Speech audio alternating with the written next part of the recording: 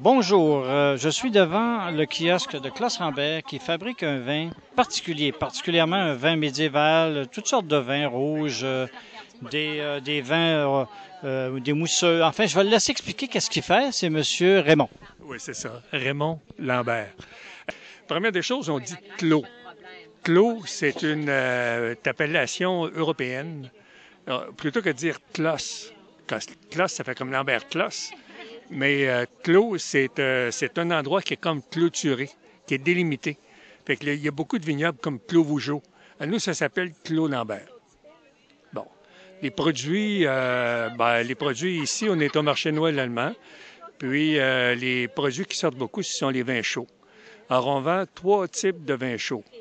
Premièrement, il y a la recette originale allemande qui est fabriquée au vignoble, qu'on fabrique pour le marché Noël allemand. Puis ça s'appelle le Alpenglühen. Le Alpenglühen. Alors donc, c'est la bouteille longue, c'est celle qui est juste à l'arrière. Puis on fait aussi 2 vins médiévaux, parce que la thématique du vignoble est médiévale. Et donc, on fait 2 vins d'inspiration médiévale. Un rouge qu'on a appelé le gentilhomme. À l'époque, ces vins-là s'appelaient Hippocrate. Ce sont des vins qui sont aromatisés aux épices, qui sont doux, aromatisés aux épices, et qui peuvent être servis chauds. Alors, ce sont des vins qui sont très, très populaires. Puis le dernier vin, également d'inspiration médiévale, un vin blanc, aromatisé aux épices, doux, et qu'à l'époque, on appelait claret, mais que nous, on a baptisé Gentedame. Voilà. Puis, j'ai acheté de vous déjà des mousseux. Vous en faites toujours? Oui, on a un mousseux. La deuxième particularité du vignoble est que nous avons des raisins qui sont certifiés bio et nous faisons des vins dans la catégorie des vins nature. C'est-à-dire qu'il n'y a pas de chimiques qui sont ajoutés. Les vins sont manipulés sommairement. Il n'y a pas de chimiques qui sont ajoutés. Par exemple, les sulfites sont indétectables dans la majorité de nos vins, sauf dans les vins médiévaux. Et le mousseux, c'est un mousseux traditionnel qui est fait comme on fait en Champagne. C'est un mousseux qui est fait de Riesling principalement et de Saint-Lich.